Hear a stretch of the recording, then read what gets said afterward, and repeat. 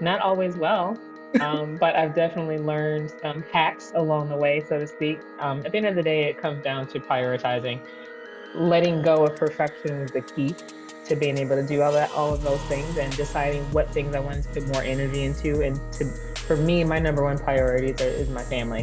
Hmm. And so if I am going to sacrifice anything, sorry, patients, sorry, clients, not sorry, my family comes first. Yeah. So That's that self-care. We got to get that self-care in. And you're big on exactly. fitness. This Hmm. week's topic is New Year, New Joy. Welcome to Journey to Joy Live. I'm your host, Dr. Enjoy, and I have my lovely friend here, Dr. Angela Andrews. You want to Hi. introduce yourself? Yes, I am Dr. Angela Andrews, also known as the Lifestyle MD. That's my podcast. I am also a primary care doctor, lifestyle medicine specialist, internist, and pediatrician. And let us not forget, a wife and a mother. Yes, I'm glad you said internist and pediatrician because I was going to say, let's not forget you are double boarded. You actually did the double boarded and stayed. I did triple board and I said, no, I'm done. And I transferred into general psychiatry. And then, so technically, we're both double boarded because I did adult Yes, psych yes, and child yes, psych. yes. But you, that's some big stuff right there. So I applaud you for that. And then, of course, wife Thank and you. mother. Thank you. So speaking of being a wife and a mother, Hmm. how do you juggle being a double boarded physician, being a podcaster, and then also doing everything you have to do at home? Not always well, but I've definitely learned some hacks along the way, so to speak. At the end of the day, it comes down to prioritizing. Letting go of perfection was the key to being able to do all of those things, and deciding what things I wanted to put more energy into. For me, my number one is my family. Hmm. And so if I am going to sacrifice anything, sorry, patients, sorry, clients, not sorry, my family comes first. Yeah. So That's that self-care. We got to get that self-care in. And you're big on exactly. fitness. This Hmm. week's topic is New Year, New Joy, New Year, New You, New Me, whatever, how we want to say it. Some people like the New Year's resolution, some people don't. This is our second weekend. So, a lot of people hit the gyms hard or hit their list hard or whatever it is they want to do the first week and then they fall off right away.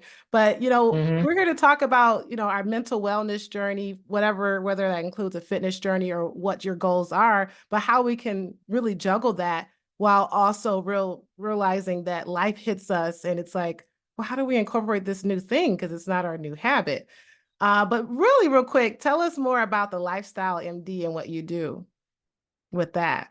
And then we'll kind of jump So into it. yeah, so no problem. So I am also certified in lifestyle medicine, and for the Lifestyle MD, it's primarily my platform for coaching, specifically women physicians, women professionals around health and wellness. And when I talk about health, I'm talking about mental health, physical health, spiritual health, relational health, because most people are coming to me looking to get more fit, right? And to whether it's lose weight, build muscle.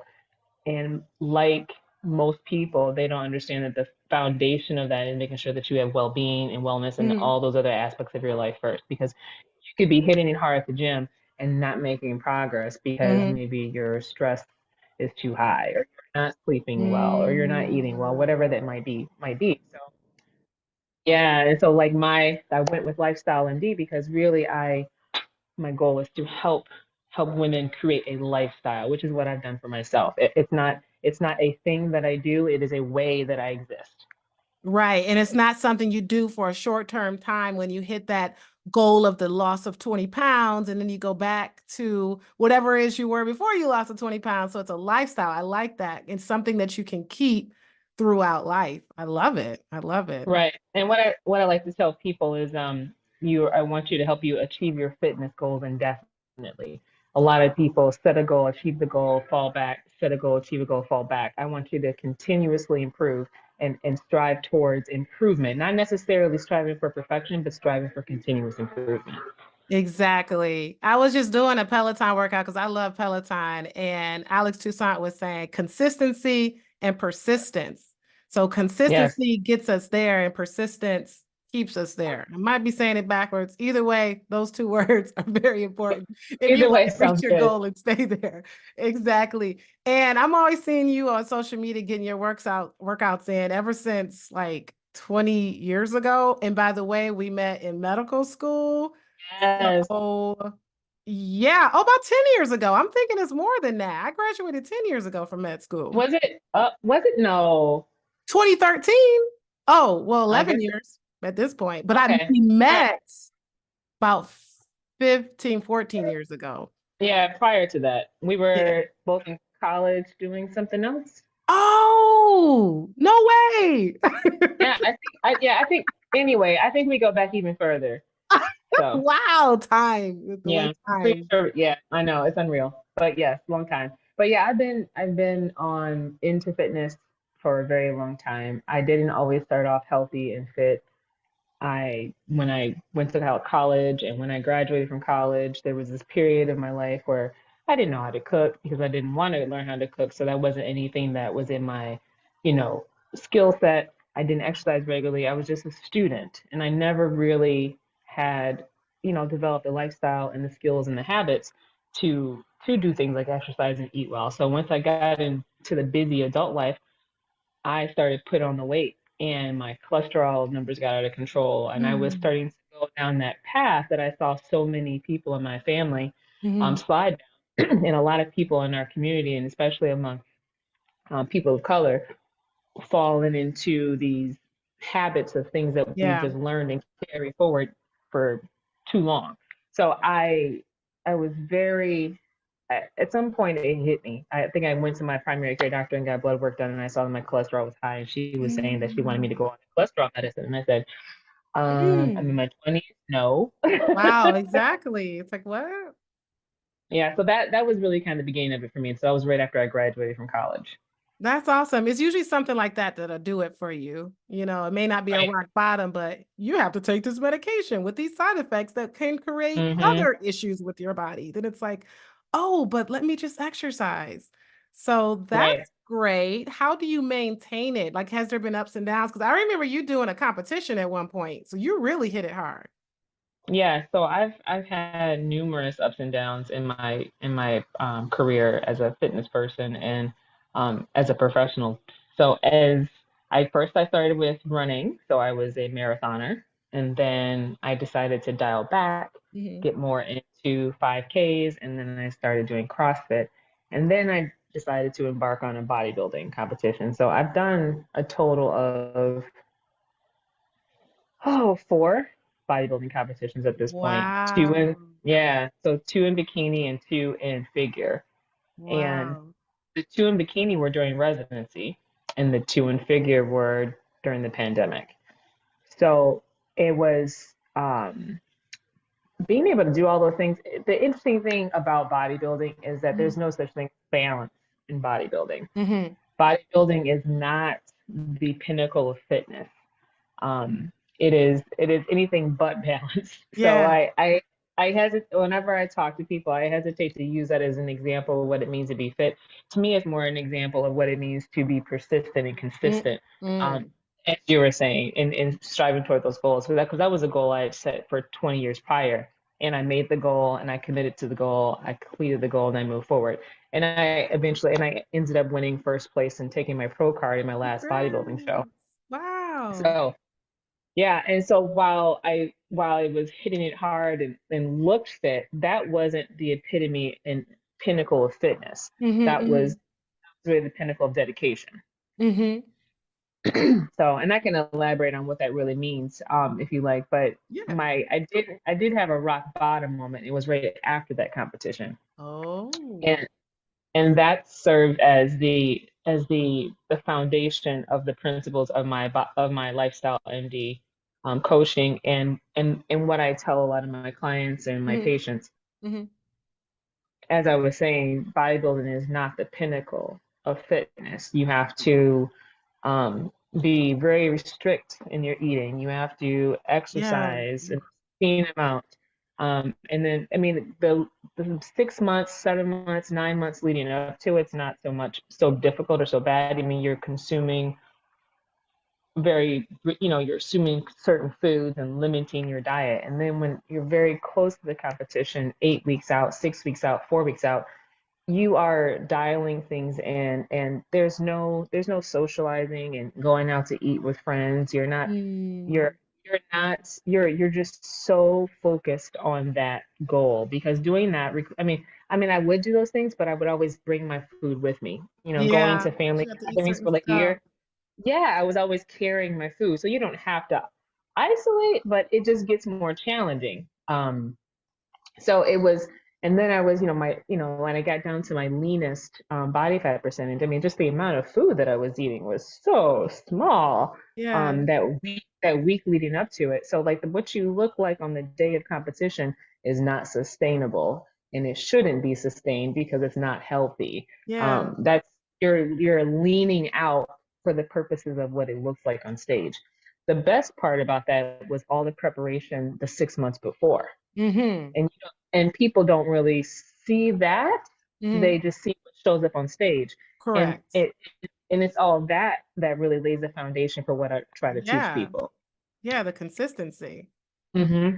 Wow, that sounds really hard. And what makes you the ideal coach for what you do is the fact that you know one side where your cholesterol's high, you're eating whatever the heck you want, and then you know the most extreme side where you're extremely strict and having the Yeah. leanest body fat. That's really cool.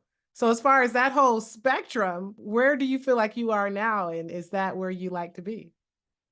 I feel like in my probably the healthiest state I've been in potentially ever. So I just turned 43, 44. Gosh, how old am I? What Woo. year is this? 24, 34? 43, 20. I don't remember. I'm somewhere between 43 and 44.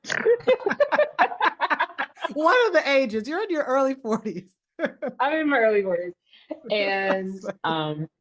after my last bodybuilding competition, my gut stopped working. I had like 2 years of the worst health I've ever experienced. I fell into despair, depression. I couldn't work out Mm. because I couldn't eat. And no one, I saw specialist after specialist, could not figure out what was going on. Literally, I mean, TMI, but I had pretty severe constipation, where, Mm. and I say constipation, but that doesn't I had gut dysmotility, like my bowels Mm. literally had stopped moving, Yeah. and I effectively had an ileus, but and that went on for a while. I ended up being hospitalized a couple different Wow. times. Yeah, and I had tons of studies done, Mm. GI studies and whatnot, and no answer for what the cause was. Oh. It was accompanied by migraines.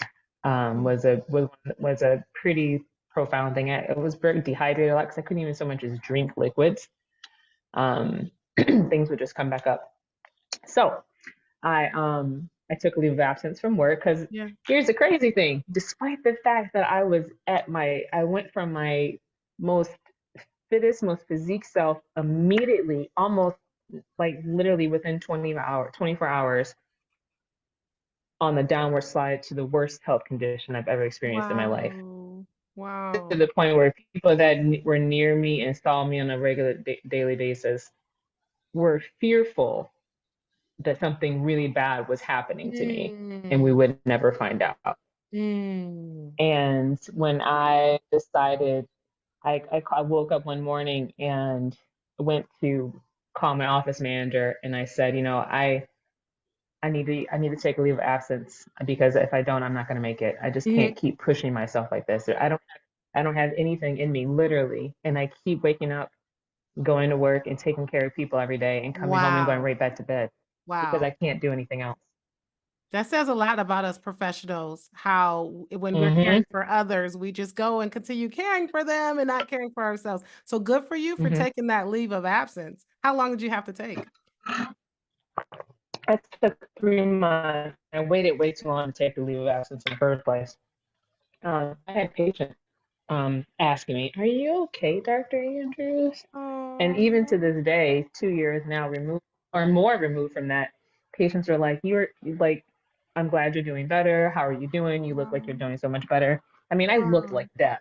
Um, Oh, wow. so yeah, so that was my rock bottom moment, and it was in Right. that I realized the again I've been doing all the right things. I ate well, I exercised on a regular basis, I had a great job, so to speak, and yet despite doing those things, it wasn't enough. It's because there were other aspects that were missing.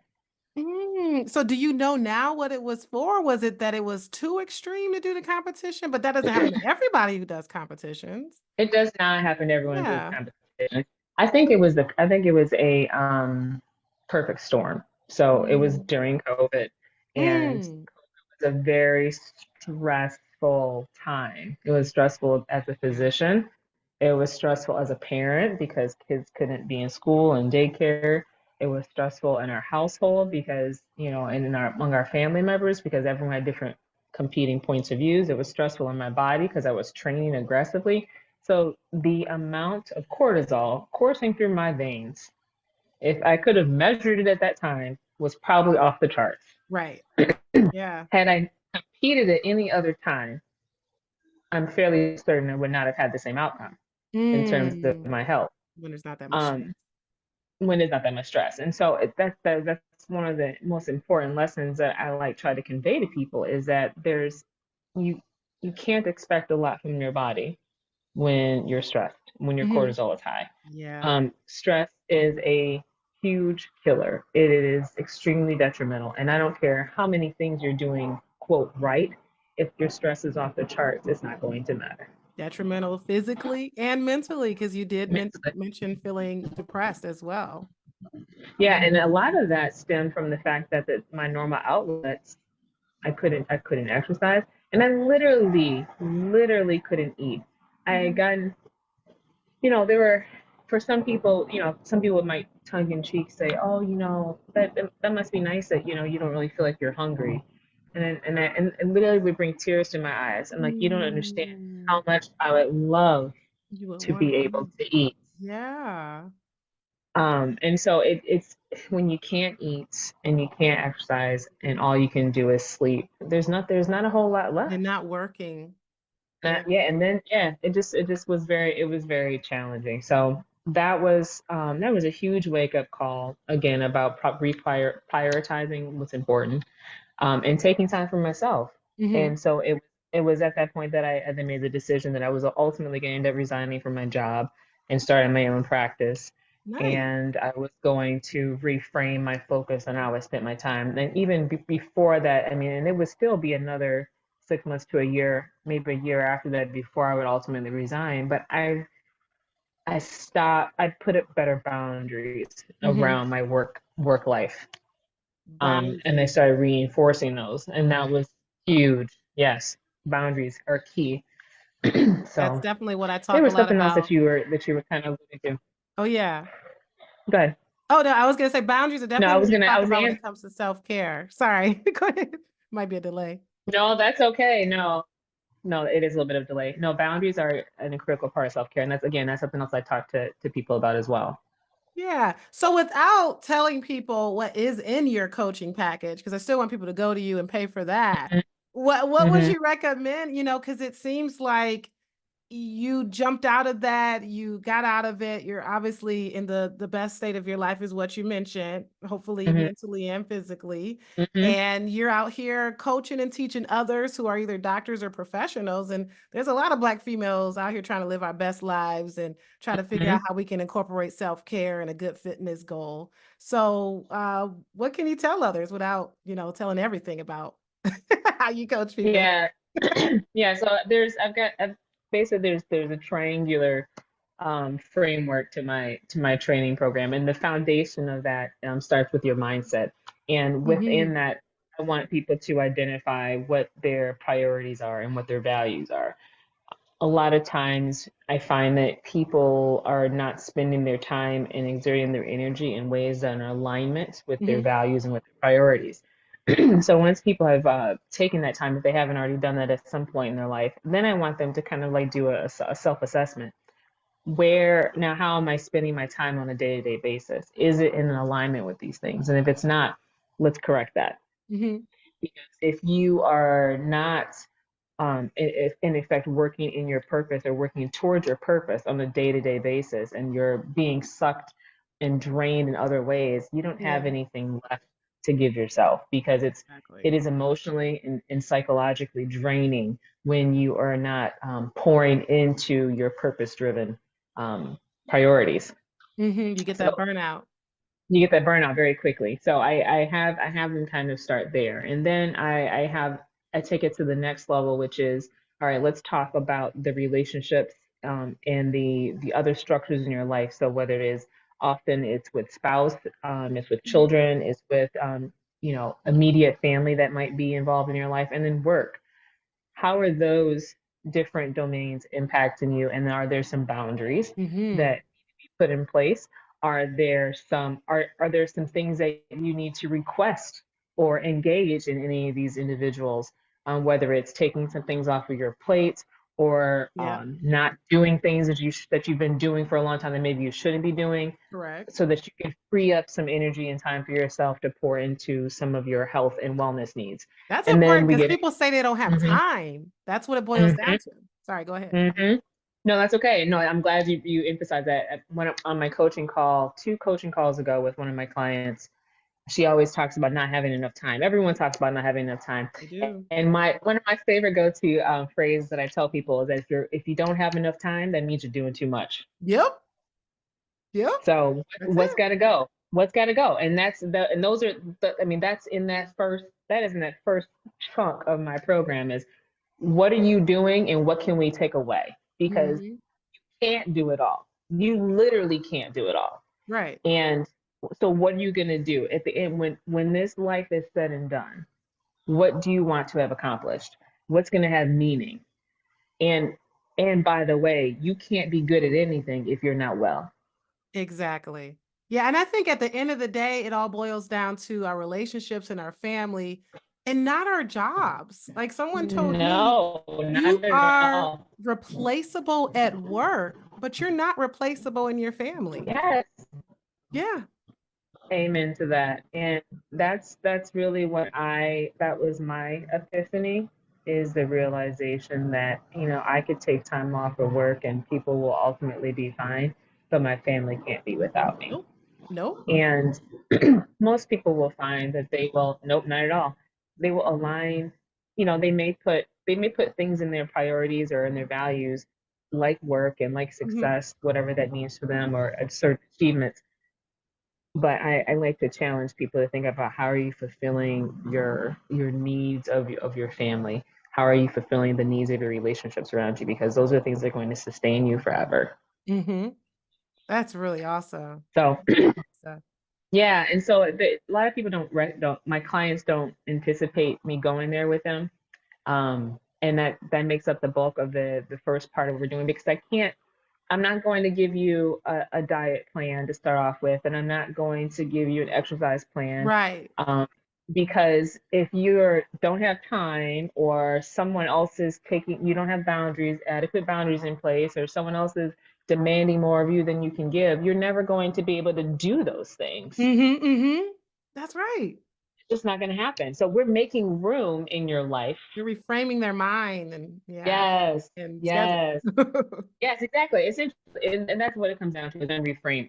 Helping them reframe their lifestyle, around, and reframe it in a way that allows them to have a sustainable, healthy lifestyle long term. Exactly. Well, that's an awesome program, Dr. Andrews. So Thank you. before we started recording, you were saying how you hate New Year's resolutions. And since this is a Yes. new year, we're talking about new year, new joy. Say why you don't like New Year's resolutions and what we really should be focusing on. Yeah. So I don't like New Year's resolutions. Well, for one, because they come with a little bit of baggage. People make a Hmm. resolution, and it's a thing, some big audacious thing that I'm going to do this year. I'm going, and then that's it. That's just an announcement. There's no planning, maybe there's no planning behind it, and it's I don't know, it's you just resolving to do something. What I would like people to do is have, well, I'll tell you what our family does. Okay. And what Yeah. we do is we sit down at the my husband and I sit down at the beginning of the year, Uh-huh. and a notebook, a nice little binder that we write down our family goals for Mm-hmm. 2024, for instance. And we have our personal goals for 2024. We have our financial goals. And so a resolution alone is not Right. sufficient. If you have a resolution, that doesn't tell you how you're going to get there, right? So popular resolution is to lose weight. Okay, well, how are you going to do that? Yeah. What's And the there's much plan? more to it. What's the plan? There's much more to it. So like a resolution is too simple in my mind. It avoids the hard work Mm-hmm. that needs to go into actually making those Difficult. things Yeah. successful. That's why a lot of people end up failing in achieving their resolutions because they don't have any meat behind it. They don't have any real teeth in it. So what Yeah. I would recommend instead of having a resolution is this, you can maybe call it have a goal with a plan, or, Yeah. or take something that you worked on last year and refine it. Talk about what you did last year, what you want to improve. How do you want to improve on that this year What instead of worked, what something didn't work. entirely brand new? Right, exactly. Instead of something entirely new, continuously improve on what you've already been working on. Yeah. So work towards that improvement. So when people try to reach for something that is too grand, and Yeah. if they can't see what that looks like in the future, it's hard for them to get there. So Exactly. make it something that you can actually achieve, something a stepping stone, so to speak. At least break it down into short-term goals because Yes. it's kind of Sure. Yes. but what I like what you're saying is basically categorizing it. So like, what are your health goals, spiritual goals, financial goals, family goals, personal goals, couples goals, or relationship goals? So Exactly. yeah, it's different ones. And maybe, that's already a lot of categories. So maybe one goal per category or whatever works, but something doable. Because we look back at the Right. year and we say, oh, I was supposed to get out of debt. I was supposed to get 800 on my credit score, like these Mm-hmm. things that may have not have been attainable in a year. Like maybe you can do that in 2 Right. years. But what are you going to do? Are you going to sign up for Dave Ramsey's Financial Peace University? Like, is that what you're going to Right. do for your financial goals? Right. So it's a matter of what those stepping stones are. So Yeah. be tactile. Yeah. So like you said, if your goal is I'm going to get healthy for 2024, then maybe instead of saying get healthy for 2024, say I'm going to reduce my intake of sugar, or I'm going to kick my Coke habit. A lot Hmm. of people, I have a client who just loves drinking Coke, and that has been hard. That in and of Actually, itself can help a lot. both of my clients love drinking Coke, and I'm like, no more Coke, no more Coke. Yeah, because that's a lot of sugar. Just drinking water. If you are a Yes, Coke drinker, pop, soda, whatever, just cutting that out yes, saves you a lot. That's true. Because yes. it's not just about So fitness, it's in other diet words, too. no, no, it's diet. So in other words, make it a smart goal, right? Hmm. Make it measurable, make it Hmm. attainable, make it time restricted.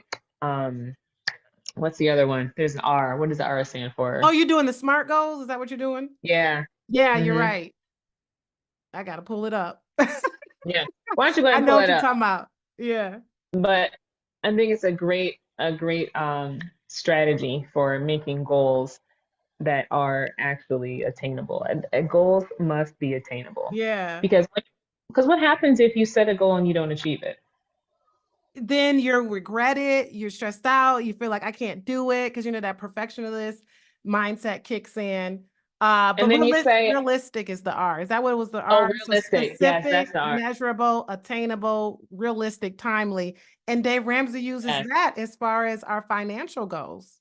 yes." And because it applies to every type of goal possible. And even though I listed all those different kind of categories, you certainly don't have to go through all of them. What you might want to do is say, figure out what is the area that you need to focus on as a person Hmm. this year. What is the area you want to put the most energy and effort into? And if it's your health, then make it a smart goal around health. Yeah. And then instead, if it's time restricted and you have it bound, maybe you'll achieve that goal, then you set a next goal in 3 months. It Hmm. doesn't have to be one time a year. Yeah, it can change. Exactly. And Hmm. keep it going. Maybe it goes into the next year, and that's all right. Just thinking about what works for you. That is awesome. Exactly. Well, thank you so much, Dr. Andrews. So I ask everyone about joy, their journey to joy, because Dr. Andrews, you are on the Journey to Joy Live podcast. So what does your journey to joy look like? Do you feel like you're on a journey towards joy? What's that mean to you? Oh, 100%. That journey towards joy is getting back. I hate to say this, but getting back time. And getting back time means I'm using my time in a way that is going to be the most fruitful for my spirit and the most fruitful for my family. So since resigning and becoming an entrepreneur and starting my own practice, I feel so empowered.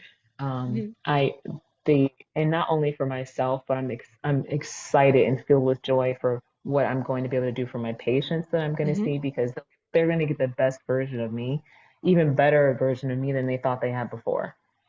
So it's going to be great. I'm so excited. Yay. So putting yourself first, self-care, wellness, with fitness, all that so you can be there for others, professionally and Hmm. personally. Love it. So where can people find you? So you can find me on social media at Angela Lifestyle MD. That's on Instagram. You can find my website for my practice at seedsofhealthdpc.com. I also have an Instagram handle for that, which is Seeds of Health. Uh, I think it's Seeds of Health DPC for Instagram as well. So, yep, those are the places you find me. I also have a podcast, which is The Lifestyle MD, and it's available on all of the podcast platforms. Hey, so you're in a lot of places. And basically you coach people anywhere, no matter what the state. Yeah, so virtual coaching, I primarily focused on women, women professionals, women doctors, special interest in women of color. And if you are interested in coaching, you can reach out to me at my email address also, which is angelalifestylemd@gmail.com. And it's weekly coaching. If you want to hear more about it, I'm happy to set up a discovery call. Awesome. Thank you so much, Dr. Andrews. And thank you everyone for watching episode 28 of Journey to Joy Live.